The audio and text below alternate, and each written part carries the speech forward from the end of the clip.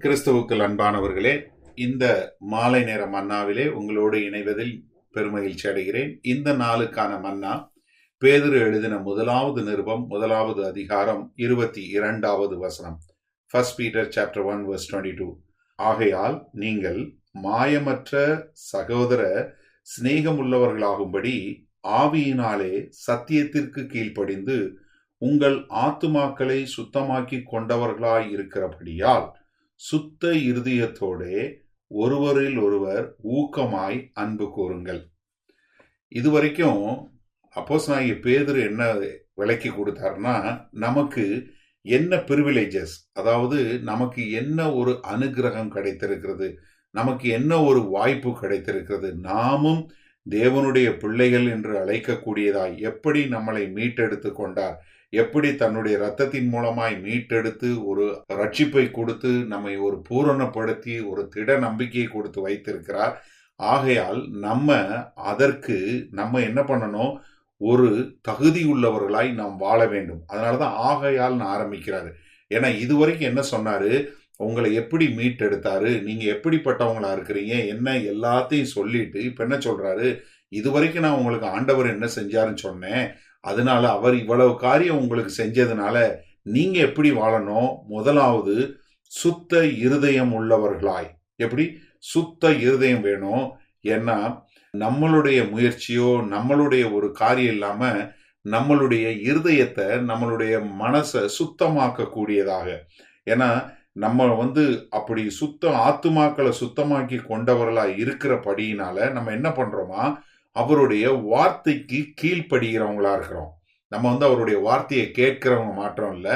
ஏன்னா நம்மளுடைய இருதய சுத்தமானதுனால, நம்ம ஆத்துமாவை சுத்தமாக்குனதுனால அவருடைய வார்த்தைக்கு கீழ்ப்படுகிறோம். இரண்டாவது, அதன் மூலமாய் நாம் ஒருவர் மேல் ஒருவர் சகோதர சிநேகம் கொண்டவர்கள். முதல்ல ஆரம்பிக்கும் போதும் சரி, கீழே முடிக்கும் போது என்ன சொல்றாரு, ஆரம்பிக்கும் போது நீங்கள் மாயமற்ற சகோதர சிநேகிதம் உள்ளவர்களாகும்படின்னு சொல்லிட்டு கடைசி என்ன சொல்றாரு, ஒருவரில் ஒருவர் ஊக்கமாய் அன்பு கூறுங்கள். ஒரு சாண்ட்விச் மாதிரி மேல ஒரு சொல்லிட்டு கீழே ஒன்று சொல்லிட்டு இடையில என்ன சொல்றாரு, நம்ம என்ன பண்ணணும், ஆவியில சத்தியத்திற்கு கீழ்ப்படியணும், ஆத்துமாக்களை சுத்தம் பண்ணணும். அப்ப என்ன பண்ணுவோம், நம்ம ஒருத்தரை நேசிக்கிறவங்களா சிநேகிக்கிறவங்களா வந்துருவோம். யோவான் 13வது அதிகாரம் 35வது வசனத்துல ஆண்டவர் சொல்லும்போது சொல்றாரு, நீங்கள் ஒருவரில் ஒருவர் அன்புள்ளவர்களாய் இருந்தால் அதனாலே நீங்கள் என்னுடைய சீஷர்கள் என்று எல்லாரும் அறிந்து கொள்வார்கள். ஆண்டவருடைய சீஷன்ங்கிறதுக்கு அறிஞ்சு கொள்றதுக்கு என்ன அடையாளம், பைபிள் கிடையாதுங்க, சில்வர்ல டாலர் போடுறதுனால கிடையாது, இல்ல சிலுவை படம் போட்டுட்டு போறதுனால, ஜீசஸ் லவ்ஸ் யூ டிஷர்ட் போறதுனால இல்ல. நீங்க ஒருத்தர் மேல ஒருத்தர் எப்படி சுத்த இருதயத்தோட நேசிக்கிறீங்கன்னு சொல்லி.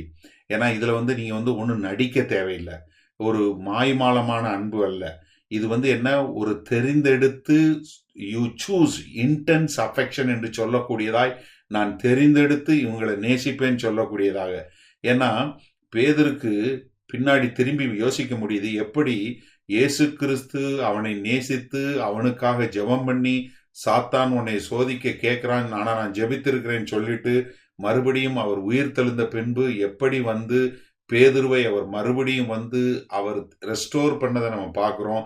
அதனால பேதுருங்க சொல்றாரு, சொல்லும்போது நீங்க எப்படி அன்பு செலுத்துறவங்களா இருக்கணும். இந்த நாள்ல இந்த வசனத்தை நீங்க எப்படி கடைபிடிக்க முடியும்? நம்ம எல்லாருக்கும் யோவான் 3:16 தெரியும். நம்ம எல்லாருமே மனப்படமா சொல்லிடுவோம், தேவன் எப்படி இவ்வளவாய் உலகத்தில் அன்பு கூர்ந்தார்னு. ஆனா எத்தனை பேருக்கு யோவான் 3:16 தெரியும்?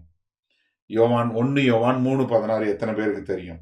ஏன்னா 1 யோவான் 3:16 என்ன சொல்லுது, அவர் தம்முடைய ஜீவனை நமக்காக கொடுத்ததினாலே அன்பு என்னதென்று அறிந்திருக்கிறோம், நாமும் சகோதரருக்காக ஜீவனை கொடுக்க கடனாளிகளாய் இருக்கிறோம். எப்படி, சகோதரனுடைய ஜீவனை எடுக்கிறவங்களா இல்ல, கொடுக்கிறவங்களா. ஏன்னா இன்றைக்கு நம்ம காண்கிற நம்மளுடைய சகோதரர்களை நம்ம நேசிக்க முடியுதா? நம்மளுடைய சபைகள்ல, நம்மளுடைய ஃபெல்லோஷிப்ல உள்ள ஒரு சபையில உள்ள சகோதரரை நேசிக்க முடியுதா? எவ்வளவு கஷ்டப்படுறீங்க. அப்ப நீங்க இந்த வசனத்தை எப்படி உங்க வாழ்க்கையில கடைபிடிக்கிறீங்க? உங்களை மக்கள் பார்த்து வாழ்ந்தா இந்த அண்ணனை போல இருக்கணும், இந்த அக்காவை போல இருக்கணும், அப்படி ஒரு அன்பு, ரொம்ப ஒரு இது இல்லாம என்னன்னாலும் செய்வாங்க அப்படின்னு சொல்லி உங்களை பத்தி சாட்சி கொடுப்பாங்களா? இல்ல உங்க மனைவியோ உங்க கணவனோ உங்களை பத்தி சொல்லுவாங்களா, ஐயோ என் மனைவி மாதிரி கிடையாதுங்க, அப்படி ஒரு சுயமில்லாத ஒரு அன்பு, இல்லை உங்க மனைவி உங்களை பத்தி சொல்லுவாங்களா, இல்லை உங்களுடைய பிள்ளைகள் சொல்லுவாங்களா, இல்லை நீங்க உங்களுடைய சுயத்தை விட்டு விட்டு மற்றவர்கள் மேல் அன்பு செலுத்தக்கூடிய உள்ளவங்களா இருக்கிறீங்களா? ஒரு சுத்த இருதயம் உள்ளவங்களா, தேவனுடைய வார்த்தையை கீழ்ப்படிந்து மற்றவர்கள் மேல் அன்பு செலுத்துறவங்களா இருக்கிறீங்களா? எப்படி யோசிச்சு பாருங்க. இந்த நாட்கள்ல அன்பு தணிஞ்சுக்கிட்டே போகுது. ஆனா ஆண்டவர் என்ன எதிர்பார்க்கிறாரு? நம்ம அன்பு செலுத்தக்கூடியவங்களா இருக்கணும். ஏன்னா மத்தேயு 24வது அதிகாரத்துல ஆண்டவர் சொல்லும்போது, கடைசி நாட்களில் அன்பு தணிந்து போகும்னு சொன்னாரு. நம்ம பார்க்கிற நாட்கள் அப்படித்தான் இருக்கு. ஆனா கிறிஸ்தவர்களாகிய நம்ம அப்படி இருக்கக்கூடாதுங்க. ஏன்னா ஒரு சுத்த இருதயம் உள்ளவங்களா, நம்ம ஆத்மாவை சுத்தம் பண்ணிட்டு, அது மாத்திரமல்ல, அவருடைய சத்திய வார்த்தைக்கு கீழ்ப்படிந்து, நம்ம என்ன பண்ணணும்?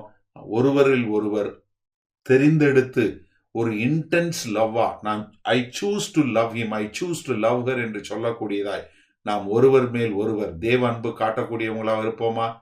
நல்ல ஆண்டவரே, இந்த செய்தியை கேட்டுக்கொண்டிருக்கிற ஒவ்வொருவருக்காய் நான் ஜெபிக்கிறேன். ஆண்டவரே, இந்த நாட்கள்ல குடும்பங்கள்ல கணவன் மனைவியை நேசிக்க முடியாத நிலைமை, மனைவி கணவனை நேசிக்க முடியாத நிலைமை, பெற்றோர்கள் பிள்ளைகளை நேசிக்க முடியாத நிலைமை, பிள்ளைகள் பெற்றோரை நேசிக்க முடியாத நிலைமை, சபை போதகர் சபை மக்களை நேசிக்க முடியாது, சபைக்குள் உள்ள மக்கள் ஒரு சகோதரன சகோதரியை நேசிக்க முடியாத ஒரு நிலைமையில போய் கொண்டிருக்கிறவர்கள் இந்த வார்த்தையை கேட்டு தங்களை திருத்திக் கொள்கிறவர்களாய், இதோ என் இருதயத்தையும் என்னுடைய ஆத்துமாவை நான் சுத்தம் செய்து ஒரு சுத்த இருதயம் உள்ளவனாய், தேவனை போல் நான் ஒருவர் மேல் ஒருவர் அன்பு செலுத்துகிறவனாய் வாழ்வேன் என்று சொல்லி ஒரு தீர்மானம் எடுத்து அவர்கள் வாழ வளர எங்கள் தேவன் கிருபை செய்ய வேண்டுமாய் இயேசு கிறிஸ்து என்னும் இனிய நாமத்தினால ஆசீர்வதிக்கிறோம் ஜீவனுள்ள வல்ல பிதாவே, ஆமேன்.